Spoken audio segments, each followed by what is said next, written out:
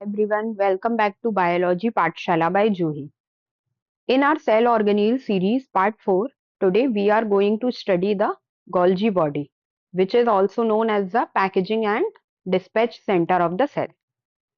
तो बच्चों एक क्वेश्चन है, क्या आपने कभी सोचा है कि अगर राइबोसोम हमारा मैन्युफैक्चर करता है प्रोटीन, तो उसे मॉडिफाई कौन करता है, पैक कौन करता है और लेबल कौन करता है, और फिर उसके बाद में उसे उसके करेक्ट डेस्टिनेशन तक कौन पहुंचाता है? क्या आपने सोचा है कि राइबोसोम ने तो हमारा प्रोटीन बना दिया था, बट अब उसको आगे उसके करेक्ट डेस्टिनेशन तक फाइनल प्रोसेसिंग के साथ में कौन पहुंचाता है? तो बच्चों आंसर इज गोल्जी बॉडी। क्या है बच्चों आंसर? Golgi body. आज इसी के बारे में अपन लोग पढ़ेंगे, तो एंड तक बने रहिएगा। आगे बढ़ते हैं।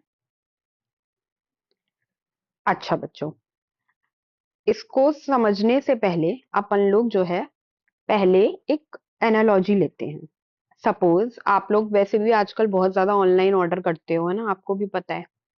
तो आप लोगों ने अमेजोन से कुछ मंगाया, ठीक है। तो आपने अमेजोन से कोई भी प्रोडक्ट ऑर्डर किया, तो जिस भी प्रोडक्ट को आपने ऑर्डर किया हुआ है वो हमारा क्या हुआ होगा? कहीं पे पहले बना तो हुआ होगा ना।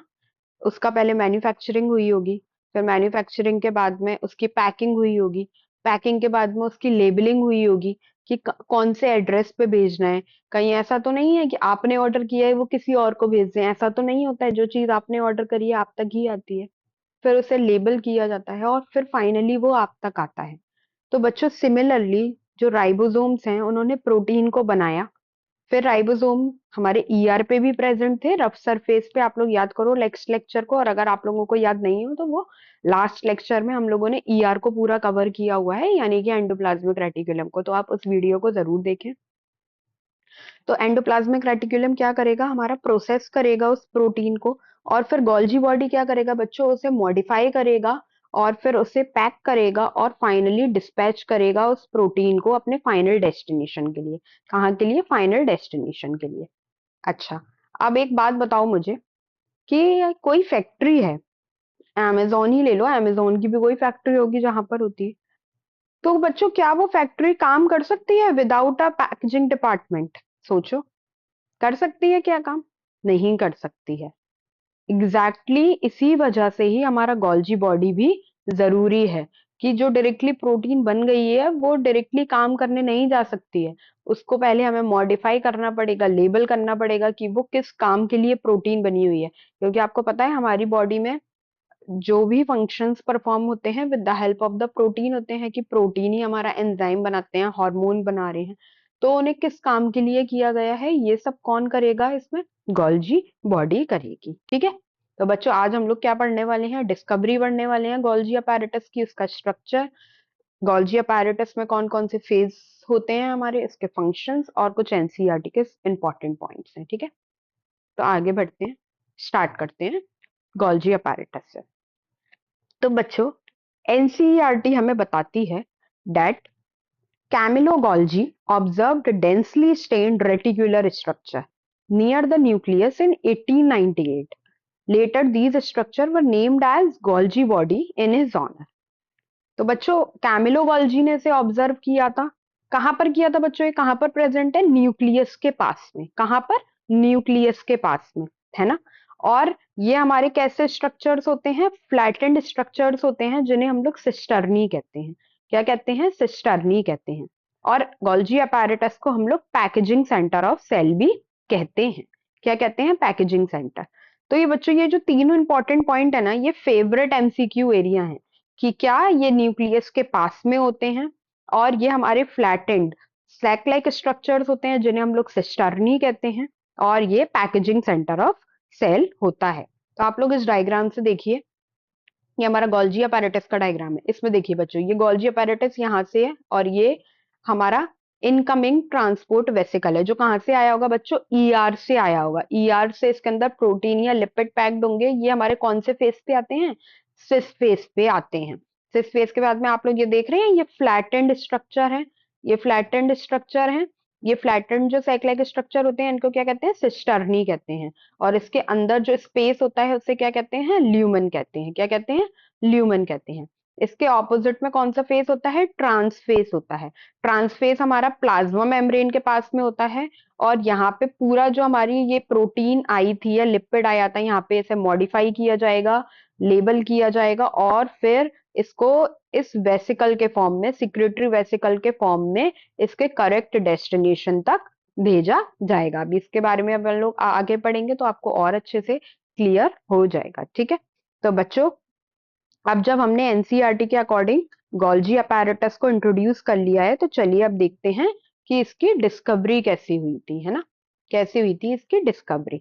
तो बच्चों डिस्कवरी की बात करें तो गोल्जी बॉडी को समझने से पहले हमें इसकी डिस्कवरी समझनी है ना? तो बच्चों गोल्जी अपैरेटस जो था उसे डिस्कवर किया था एक इटालियन साइंटिस्ट कैमिलो गोल्जी ने। कब? 1898 में। कब किया गया था? 1898 पे। उस टाइम पर बच्चों जो सेल ऑर्गेनील्स थे ना, उनको माइक्रोस्कोप के अंडर क्लियरली ऑब्जर्व करना काफी डिफिकल्ट था। क्यों? क्योंकि जो ज्यादातर सेल्यूलर स्ट्रक्चर होते थे ना, वो कैसे होते थे बच्चों? ट्रांसपेरेंट होते थे। तो अगर अब हम लोग ने कोई भी स्ट्रक्चर लिया वो ट्रांसपेरेंट है, तो हम लोग कैसे रिकॉग्नाइज कर पाएंगे कि ये हमारा जो है गोल्जी अपैरेटस है या एंडोप्लाज्मिक रेटिकुलम है? तो बच्चों इस समस्या को सॉल्व करने के लिए जो कैमिलो गोल्जी ने थे, उन्होंने एक स्पेशल स्टेनिंग टेक्निक को यूज किया था, और उस टेक्निक को हम लोग क्या कहते हैं? सिल्वर नाइट्रेट स्टेनिंग या ब्लैक रिएक्शन कहते हैं। क्या कहते हैं? सिल्वर नाइट्रेट स्टेनिंग या ब्लैक रिएक्शन कहते हैं। तो उन्होंने किसमें देखा था इसको? जब इन्होंने पुरकिंजे नर्व सेल्स को ऑब्जर्व किया, तो उन्हें न्यूक्लियस के पास एक नेटवर्क लाइक या रेटिकुलर स्ट्रक्चर दिखाई दिया। क्या दिखाई दिया बच्चों? नेटवर्क लाइक या रेटिकुलर स्ट्रक्चर दिखाई दिया।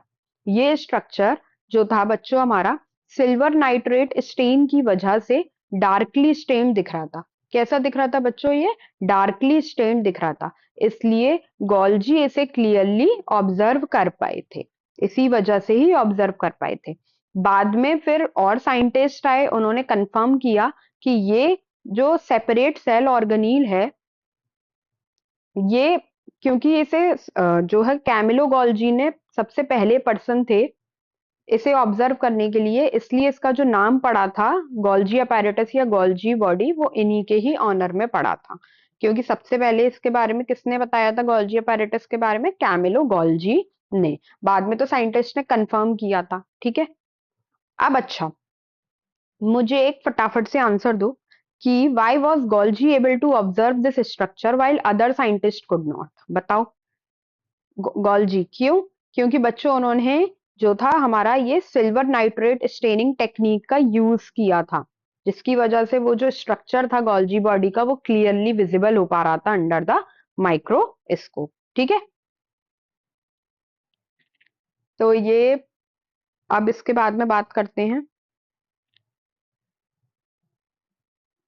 अच्छा, ठीक है, अब बच्चों बात करते हैं हम लोग कि जो गोल्जी अपैरेटस है उसको सिर्फ गोल्जी अपैरेटस ही नहीं कहा जाता, इसके कुछ और नेम्स भी होते हैं जो कॉम्पिटिटिव एग्जाम में पूछे जा सकते हैं। तो बच्चों गोल्जी अपैरेटस को हम लोग और क्या कहते हैं? गोल्जी कॉम्प्लेक्स कह सकते हैं, Golgi body, Dalton complex, Baker's body and lipochondria, also the traffic police of the cell. अब बच्चों लेकिन इतने सारे नाम याद रखने की जरूरत नहीं है, लेकिन Golgi complex and Golgi body बहुत इंपॉर्टेंट है, तो ये आपको याद रखना है। अच्छा, और एक इसमें सबसे इंटरेस्टिंग नाम और कौन सा है बच्चों? Traffic police of the cell. अब आप सोच रहे होंगे कि गोल्जी अपैरेटस को traffic police of the cell क्यों कहा जाता है? तो इसको एक एनालॉजी से समझते हैं। बच्चों जैसे ट्रैफिक पुलिस होती है ना, आप लोगों ने देखा होगा चौराहे पर पुलिस वाले खड़े रहते हैं, ट्रैफिक पुलिस जो होते हैं रोड पर व्हीकल को करेक्ट डायरेक्शन में भेजता है, वैसे ही गोल्जी अपैरेटस सेल के प्रोटीन्स एंड लिपिड्स को सॉर्ट करता है, फिर क्या करेगा? पैकेज करता है और उन्हें उनकी करेक्ट डेस्टिनेशन तक पहुंचाता है। इसलिए गोल्जी अपैरेटस को हम लोग traffic police of the cell भी कहते हैं। तो ये आप लोग को याद रखना है। ठीक है, चलो।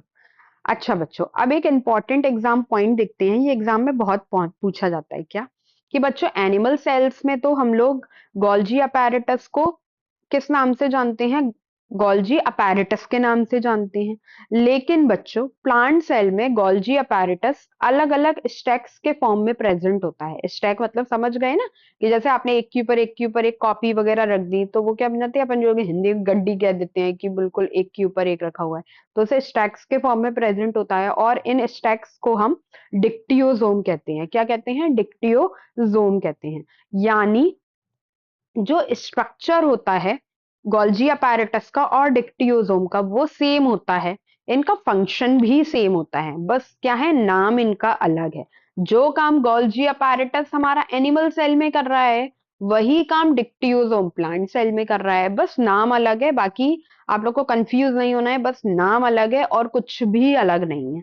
ठीक है, तो बच्चों प्लांट सेल में क्या कह रहे हैं? गोल्जी अपैरेटस कह रहे हैं, और सॉरी एनिमल सेल में गोल्जी अपैरेटस कह रहे हैं और प्लांट सेल में डिक्टियोजोम कह रहे हैं। ठीक है, अब एक इंपॉर्टेंट फैक्ट आपको याद रखना है कि ये जो टर्म था डिक्टियोजोम ये किसने दिया था बच्चों? हमारा जी पेरोनसिटो ने दिया था। किसने दिया था? जी पेरेंसिटो ने दिया था। ये कभी कभी एमसीक्यू में पूछा जा सकता है, तो थोड़ा सा याद रख लीजिएगा कि डिक्टियोजोम किसने दिया था? जी पेरेंसिटो ने दिया था। ठीक है, अब बच्चों इसमें ये आप लोग को अच्छी तरीके से याद रखना है कि प्लांट सेल में क्या है बच्चों? हमारा डिक्टियोजोम, और एनिमल सेल में क्या कह रहे हैं उसको? Golgi apparatus. बस इतना याद रख लोगे ना तो एग्जाम में कभी भी बच्चों कंफ्यूजन नहीं होगा, इसलिए बहुत अच्छे से याद रखना है। पीडी याद रख लेना, कुछ भी याद रख लेना, PD, dictyosome, animal cell, Golgi apparatus. ठीक है, चलो आगे चलते हैं। अच्छा बच्चों, अब गोल्जी बॉडी के गोल्जी बॉडी को समझने के लिए हम इसे थ्री मेजर कंपोनेंट में डिवाइड करते हैं। क्या क्या है? First component is Golgi cisternae, Golgi vesicles and Golgi vacuoles. तो स्टार्ट करते हैं गोल्जी सिस्टर्नी से। ये हमारा पहला कंपोनेंट है गोल्जी सिस्टर्नी। जो गोल्जी सिस्टर्नी है वो गोल्जी बॉडी की फंक्शनल यूनिट कहा जाता है। इसकी गोल्जी बॉडी की फंक्शनल यूनिट क्या है बच्चों? गोल्जी सिस्टर्नी है। ये फ्लैटेंड मेम्ब्रेन बाउंड सेक्स होते हैं। अभी अपन लोगों ने देखा था जब अपन ने गोल्जी का स्ट्रक्चर देखा था, सैक लाइक स्ट्रक्चर थे, फ्लैटेंड पैरेलल थे एक दूसरे के, तो इन्हें क्या कहते हैं? सिस्टर्नी। जो एडजेसेंट सिस्टर्नी के बीच में स्पेस होता है उसे हम लोग क्या कहते हैं बच्चों? इंटरनल इंटरसिस्टर्नल स्पेस कहते हैं। क्या कहते हैं? इंटरसिस्टर्नल स्पेस कहते हैं। एडजेसेंट मतलब बगल बगल वाली, सिस्टर्नी के बीच में जो स्पेस होता है उसे इंटर सिस्टर्नल स्पेस कहते हैं। और ये मेनली हमारा सिस्टर्नी कहाँ से डिराइव होता है बच्चों? स्मूथ एंडोप्लाज्मिक रेटिकुलम से। कहाँ से? स्मूथ एंडोप्लाज्मिक रेटिकुलम से। तो आप लोग को ये बात, और इसका जो हर एक सिस्टर्नी का डायमीटर होता है बच्चों, डायमीटर कितना होता है? 0.5 to 1 माइक्रोमीटर, है ना? 0.5 to 1 माइक्रोमीटर। और बच्चों ये जो सिस्टर्नी होती हैं ये एक दूसरे के पैरेलल अरेंज्ड होती हैं और स्टैक बनाकर प्रेजेंट रखती हैं। ठीक है, तो आप लोग को इसमें क्या क्या याद रखना है? एक तो इसकी फंक्शनल यूनिट याद रखनी है कि जो फंक्शनल यूनिट है गोल्जी बॉडी की वो क्या है बच्चों? गोल्जी सिस्टर्नी है। ये डिराइव कहाँ से हुआ? तो स्मूथ एंडोप्लाज्मिक रेटिकुलम से। इनके जो दो सिस्टर्नी के एडजेसेंट कह लो या दो कह लो, है ना, तो उनके बीच का जो स्पेस होता है उसे इंटर सिस्टर्नल स्पेस कहते हैं। और हर एक सिस्टर्नी का जो डायमीटर होता है वो 0.5 to 1 माइक्रोमीटर होता है। ठीक है, अब बच्चों सेकंड कंपोनेंट है हमारा गोल्जी वेसिकल्स। बच्चों ये स्मॉल मेम्ब्रेन बाउंड वेसिकल्स होते हैं जो सिस्टर्नी के मार्जिन्स या कॉर्नर्स पर प्रेजेंट होते हैं। सपोज मान लो ये हमारा ये ऐसे करके ये सिस्टर्नी का स्ट्रक्चर था, तो इसके कॉर्नर में क्या प्रेजेंट होते हैं बच्चों? हमारे गोल्जी वेसिकल्स प्रेजेंट होते हैं। ठीक है, इसका मेन फंक्शन मटेरियल्स को ट्रांसपोर्ट करना होता है। क्या होता है? जैसे आप लोगों ने देखा था कि ईआर से वेसिकल्स आ रही थी, वो भी राउंड थी, इसी तरीके से गोल्जी में भी हमारी वेसिकल्स होंगी जो ट्रांसपोर्ट करने का काम करेंगी। जब इसके अंदर जो हमारा प्रोटीन या लिपिड आया है वो मॉडिफाई हो गया है, लेबल हो गया है, उसकी पैकेजिंग अब किस में हो जाएगी? गोल्जी वेसिकल में हो जाएगी। जैसे ही वो उसके अंदर आके पैक होगा तो ये क्या करेगा? ये सिस्टर्नी से बड ऑफ या पिंच ऑफ हो जाते हैं, मतलब ये अलग से निकल आते हैं। मतलब सिंपल लैंग्वेज में बोलें तो ये गोल्जी के क्या है बच्चों? कोरियर पैकेट हैं। क्योंकि आपने अमेजोन से सामान ऑर्डर किया था, मैन्युफैक्चर हो गया था। ठीक है, कहाँ पर? राइबोसोम ने जैसे प्रोटीन बनाया था तो उसी समय पे क्या बन गया था, मेरा मैन्युफैक्चरिंग हो गई। अब उसको आगे प्रोसेस कौन कर रहा था, ईआर कर रहा था। अब ईआर के पास में प्रोसेस करने के बाद में अब वो किसके पास आ गया, गोल्जी अपैरेटस के पास में आ गया। गोल्जी अपैरेटस के पास में उसकी प्रोसेसिंग हो गई, लेबलिंग, सॉरी मॉडिफिकेशन हो गया, लेबलिंग हो गया। और उसके बाद में बच्चों क्या है हमारा कि अब ये हमारा फाइनली पैकेट रेडी है आपके करेक्ट आपके घर पहुंचने के लिए, ठीक है। इसके बाद में बच्चों आते हैं, नेक्स्ट कंपोनेंट है बच्चों हमारा गोल्जी वैक्यूल्स। बच्चों ये comparatively large membrane bound sex होते हैं। किसके कंपैरिजन में बच्चों, गोल्जी वेसिकल्स के कंपैरिजन में। गोल्जी बहुत सारे जब गोल्जी वेसिकल्स हमारे फ्यूज होके क्या बनाते हैं बच्चों, वैक्यूल बनाते हैं। क्या बनाते हैं, वैक्यूल बनाते हैं। क्योंकि अपन को मालूम है कि ये हमारा ये सिस्टर्नी लाइक स्ट्रक्चर था, यहाँ कॉर्नर में हमारे गोल्जी वेसिकल्स प्रेजेंट थे। अब इस गोल्जी वेसिकल्स में हमारा प्रोटीन या लिपिड रेडी होकर आ गया है, तो ये बड ऑफ और या पिंच ऑफ हो जाएगा। अब ये बहुत सारे गोल्जी वेसिकल्स मिलकर क्या बना देंगे, गोल्जी वैक्यूल बना देंगे। और फिर ये हमारा गोल्जी वैक्यूल ट्रांसफेज से डी अटैच होने के बाद में क्या बनाएगा बच्चों, ये प्राइमरी लाइसोसोम भी बना सकता है। क्या बना सकता है, प्राइमरी लाइसोसोम। तो ये एक एग्जाम पॉइंट ऑफ व्यू से बहुत इंपॉर्टेंट क्वेश्चन है कि जो प्राइमरी लाइसोसोम है वो कहाँ से ओरिजिनेट होता है बच्चों, हमारा गोल्जी अपैरेटस से होता है। ऐसा नहीं है कि लाइसोसोम हमारा कहीं पे भी ऐसे ही पड़ा हुआ है, नहीं, वो गोल्जी अपैरेटस से ओरिजिनेट हुआ है, ठीक है। अच्छा, तो बच्चों अब अपन लोग गोल्जी अपैरेटस के एक सबसे इंपॉर्टेंट फीचर की बात करते हैं कि इसके पास में दो फेस होते हैं। कितने फेस होते हैं, दो face. First is the cis face, या फिर इसे हम लोग फॉर्मिंग फेस भी कहते हैं, and second is the trans face जिसे हम लोग मेच्योरिंग फेस भी कहते हैं, ठीक है। तो कितने फेस हो गए बच्चों हमारे, दो फेस हो गए, सिस फेस यानी कि फॉर्मिंग फेस और ट्रांस फेस यानी कि मेच्योरिंग फेस, ठीक है। बच्चों इन दोनों को समझना बहुत इंपॉर्टेंट है, क्योंकि जो मटेरियल्स की एंट्री होती है और एग्जिट होती है वो इन्हीं फेसेस के थ्रू होती है। अभी अपन लोगों ने लास्ट डायग्राम में बात करी थी कि इस फेस के थ्रू हमारे ईआर से ट्रांसपोर्ट वेसिकल्स आए थे, और अभी अपन ने बात करी थी कि गोल्जी वैक्यूल ट्रांस फेस से डी अटैच होता है, ठीक है। ये देखिए फिर से ये अपन लोगों ने एक अच्छा सा डायग्राम दिया हुआ है कि ये देखो इनकमिंग ट्रांसपोर्ट वेसिकल्स कौन से फेस पर आए हैं, ये कहाँ से आए होंगे बच्चों, ईआर से आए हैं। कौन से फेस पे आके ये अटैच हो रहे हैं, सिस फेस पे।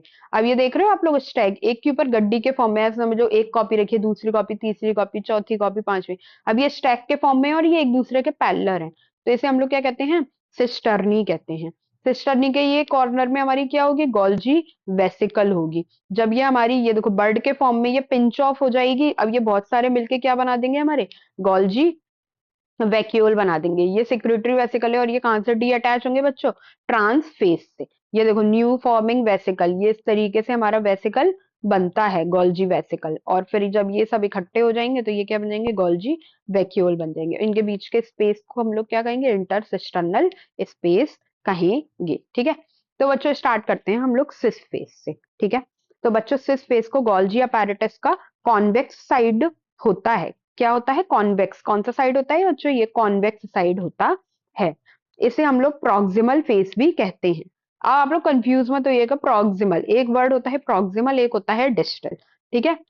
तो कहीं पे भी ये वर्ड आ जाए ना तो आप लोग को बस क्या याद रखना है, बस एक दिमाग में इसको बिल्कुल रट लीजिएगा कि प्रॉक्सिमल मतलब पास। क्या, प्रॉक्सिमल मतलब पास, और डिस्टल मतलब दूर।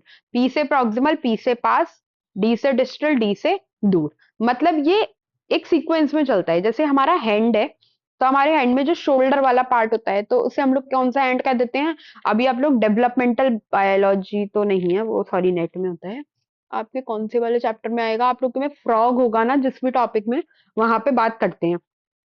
तो जैसे कि जो हमारा शोल्डर मतलब पास वाला हिस्सा है वो उसे प्रॉक्सिमल एंड कह देते हैं, जबकि जो हमारी जो फिंगर्स वगैरह है इसे हम लोग डिस्टल एंड कह देते हैं। क्यों, क्योंकि ये दूर है इस वजह से। ऐसे ही देखो ये ईयर के पास है तो इसे प्रॉक्सिमल कहेंगे, दूर है तो डिस्टल एंड कहेंगे, ठीक है। तो सिस फेस को हम लोग प्रॉक्सिमल फेस भी कहते हैं। ये फेस हमारा ईआर की तरफ ओरिएंटेड होता है। ईआर से जो बच्चों ट्रांसपोर्ट वेसिकल्स प्रोटीन्स और लिपिड लेकर आते हैं वो सबसे पहले कहां पर फ्यूज होते हैं बच्चों, सिस फेस पर फ्यूज होते हैं। इसलिए सिस फेस को हम लोग रिसीविंग साइड या एंट्री गेट भी कहा जाता है।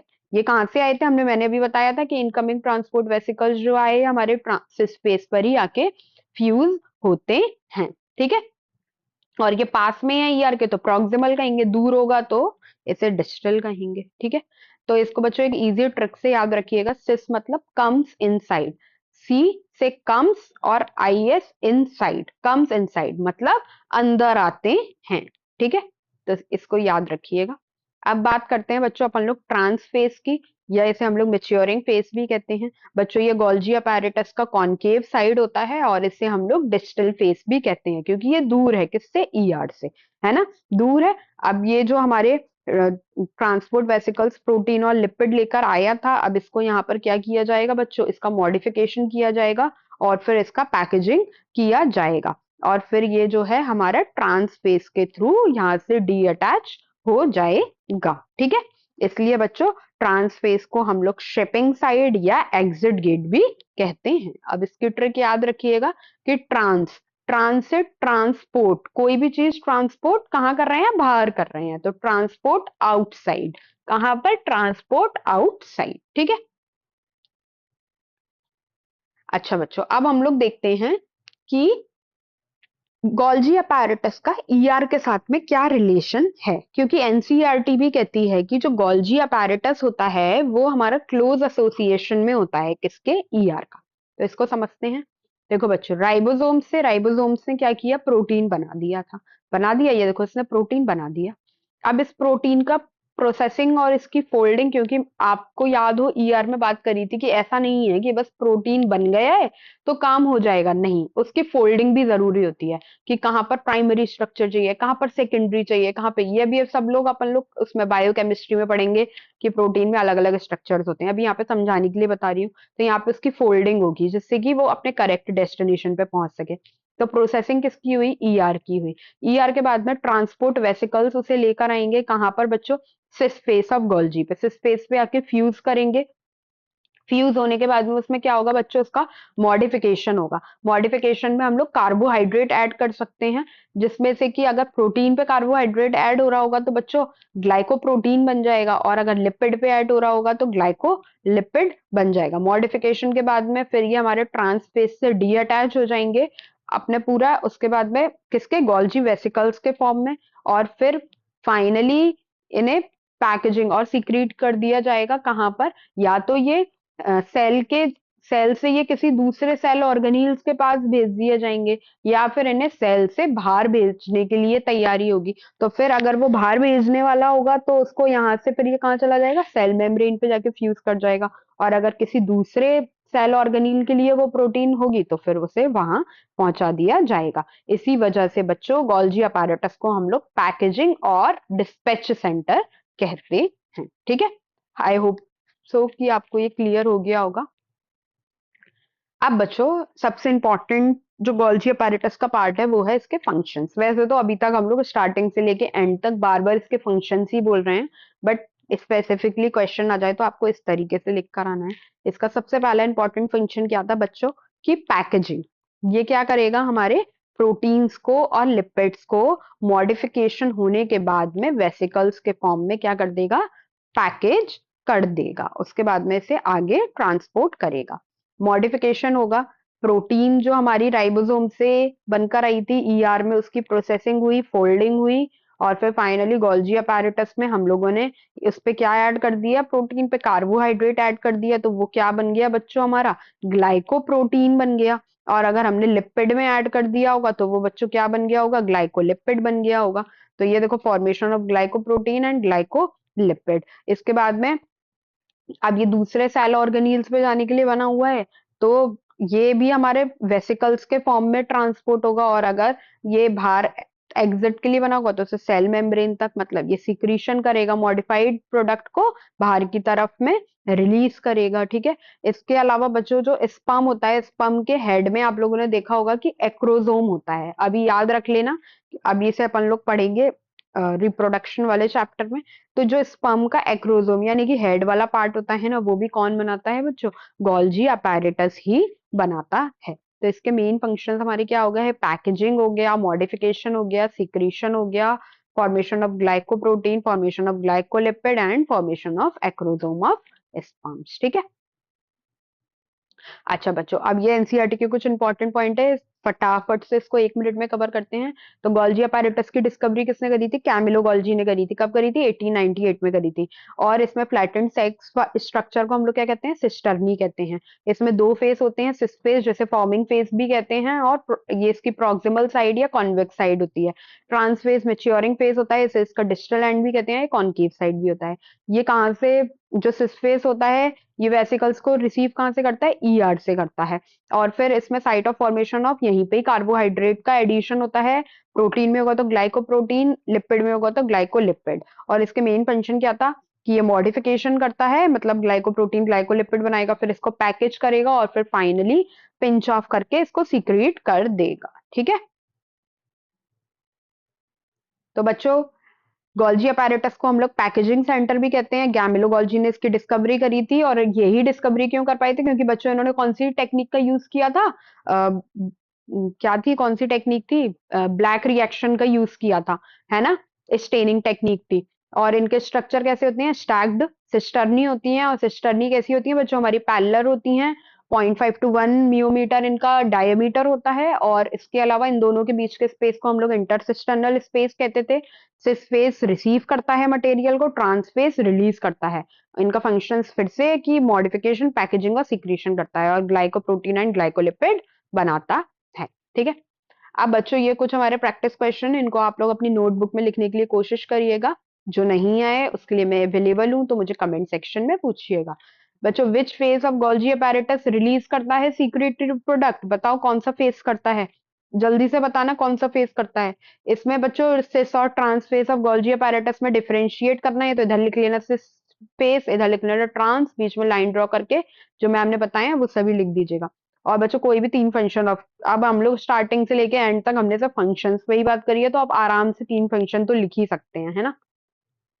थैंक यू बच्चों। अगर आप लोगों को लेक्चर अच्छा लगा हो तो please like the video, subscribe to the channel, और अपने फ्रेंड्स के साथ शेयर करना ना भूलें। और अगर कोई डाउट हो तो कमेंट सेक्शन में अपने डाउट को बताएं, मैं उसे जरूर रिजॉल्व करूंगी। Thank you. Have a nice day.